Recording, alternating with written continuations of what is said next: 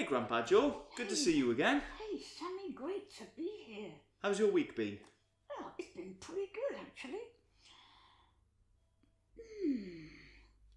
Last week you helped me to think about the world and its bigness, us and our littleness, and God who's in charge of it all.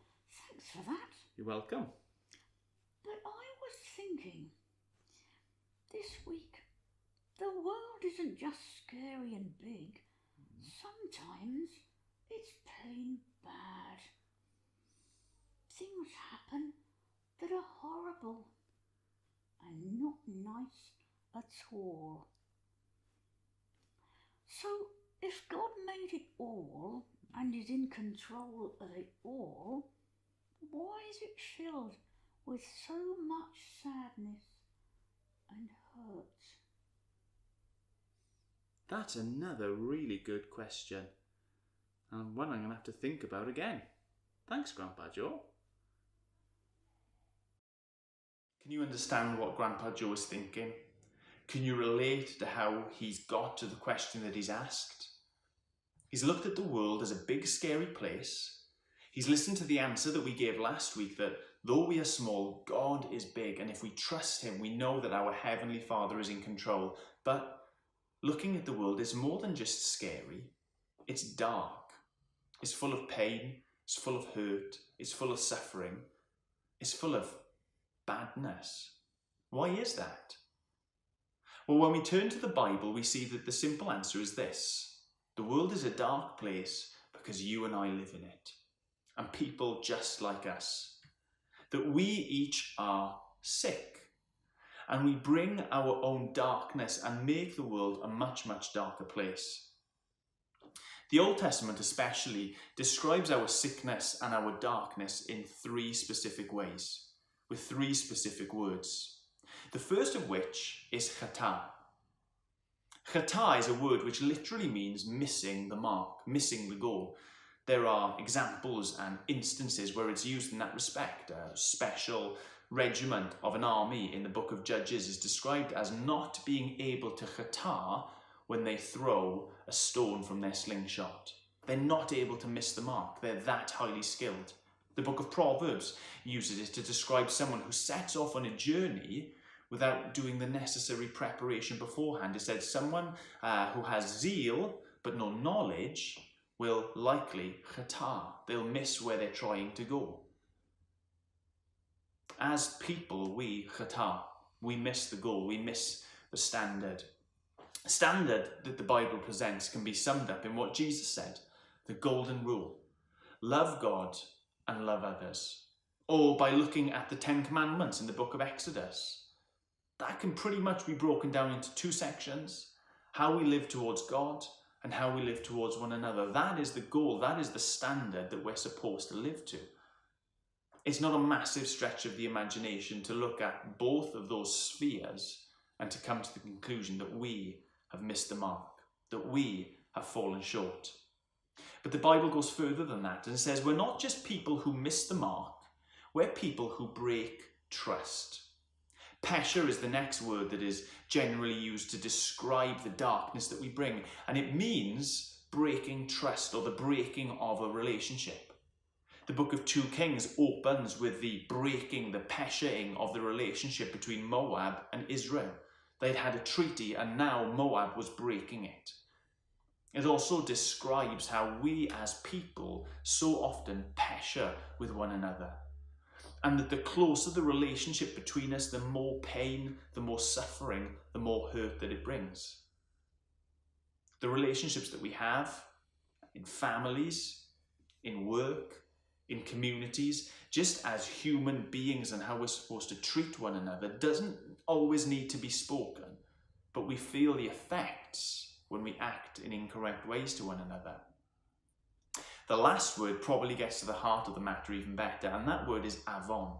It speaks about how our desires are twisted and crooked. We don't just fall short of a certain standard. We don't just miss the goal. We don't just tend to break promises and damage relationships.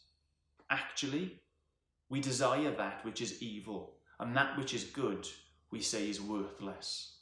We are avon, we are twisted, and that goes right down deep to our hearts. That's why the world is so full of hurt, says the Bible, because it's filled with people who hurt one another. So what's the answer then? Grandpa Joe's not going to be satisfied. I'm not satisfied. You're probably not satisfied. Simply knowing that and carrying on in a world full of hurt and sadness and pain. One of the answers that we often try to give is more humanity, better humanity. People like you, people like me, coming together, maybe rewriting a new set of rules about how we can treat one another, how we can meet a certain standard, and how we can make the world a better place. The only problem is that we will still chata, we will still pesha, and we still all suffer from avon. Whatever standard we set will fall short. And having collectively agreed to meet that standard will break that trust. Because deep down, we are troublemakers, we are twisted, and we're crooked. If you like, adding more darkness into the darkness isn't going to do anything for the problem of darkness. So what's the solution according to the Bible? Well, in John's Gospel, he presents the solution straight away. John chapter 1 speaks about Jesus, the light, coming into the world.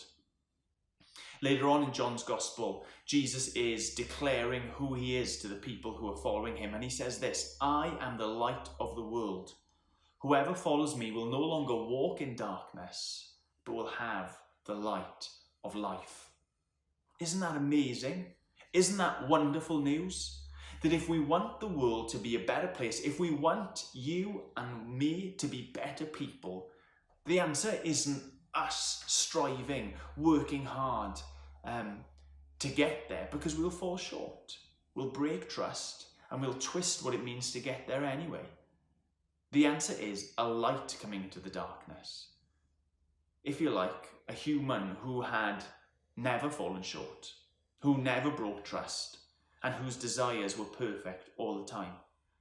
The Apostle Paul sums up what Jesus did like this. He said, "For he who knew no sin, chata, pesha, avon, became all of those things for us, so that in him we might become the righteousness of God." We might become not dark and sick, but filled with light and healthy.